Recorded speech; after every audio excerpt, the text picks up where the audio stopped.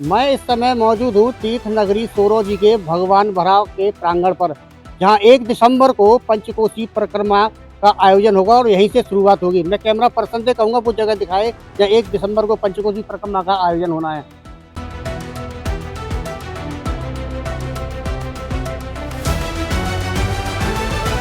इस समय मौजूद हूँ तीर्थ नगरी सोरो के भगवान बराह मंदिर में, जहाँ मेरे साथ बातचीत करने के लिए नरेश चंद तिगुना जो भगवान बराह के सेवायत हैं, उनसे जानेंगे कि 1 दिसंबर को जो पंचकोसी परिक्रमा का आयोजन होना है, किस उपलक्ष्य में होता है और किन-किन लोगों के द्वारा होता है। तिगुना जी, हमारे राजगढ़ डिजिटल 24 में आपका स्वागत है।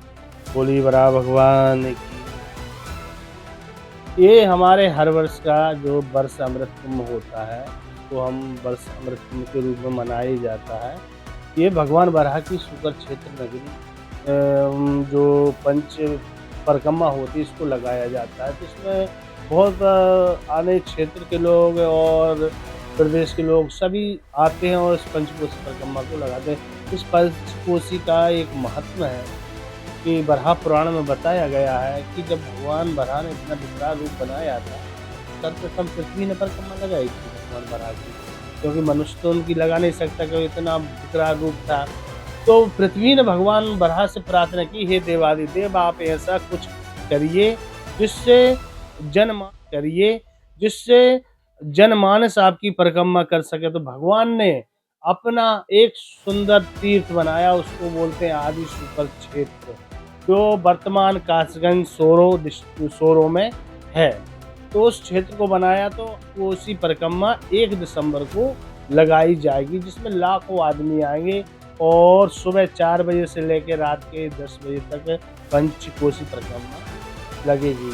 और माना भी जाता है कि शास्त्रों के अनुसार मैं यहाँ पे बता दूं कि भगवान बराह की जो विकराल रूप कितना था कि ऐसा बताया गया है कि 75,000 मीटर भगवान बराह की लंबाई और 40,000 मीटर भगवान बराह की चौड़ाई थी।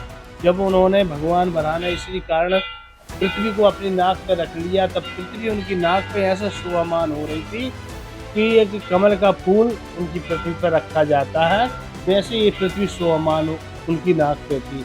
जब ही माँ पृथ्वी ने पूछा था कि आप ऐसा कोई उपाय बताइए पृथ्वी की सारी परिक्रमा करने का कोई फल प्राप्त हो, तो उन्होंने शुकर क्षेत्र नामक क्षेत्र बताया, जो आज आदि तीर्थ शुकर क्षेत्र है।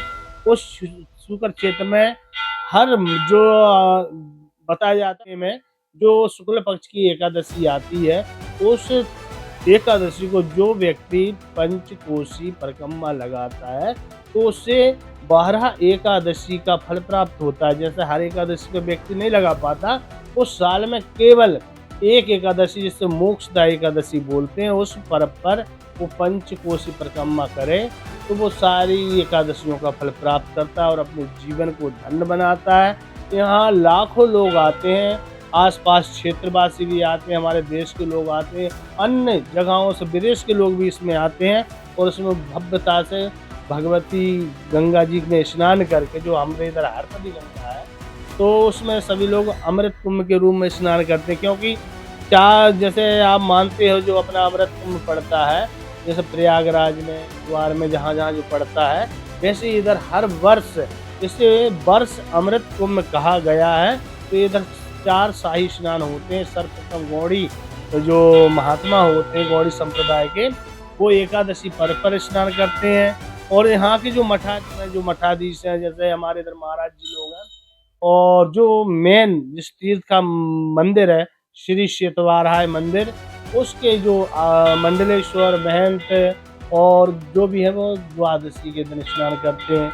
और दशनामी के जो जूना अखाड़े के आह्वान अखाड़े के जो महात्मा है, वो त्रयोदशी को स्नान करते हैं।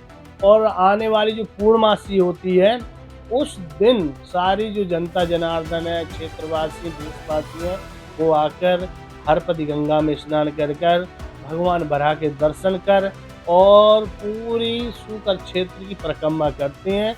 ये पंच योजन परिक्रमा बताई गई है कि जो 15 किलोमीटर के लगभग ये परिक्रमा है। तो इस परिक्रमा को पूरा करके भगवान दर्शन पहुँच जाए। ये हमारे साथ थे भगवान बराह के सेवायत नरेश चंद तिगुना। इन्होंने बताया कि अमृत कुंभ में 4 शाही स्नान होंगे। 4 शाही स्नानों में श्रद्धालु लाखों की संख्या में स्नान करेंगे और अपने इस अमृत कुंभ का लाभ उठाएंगे। कासगंज डिजिटल 24 लाइव के लिए सोनू दुबे, कासगंज।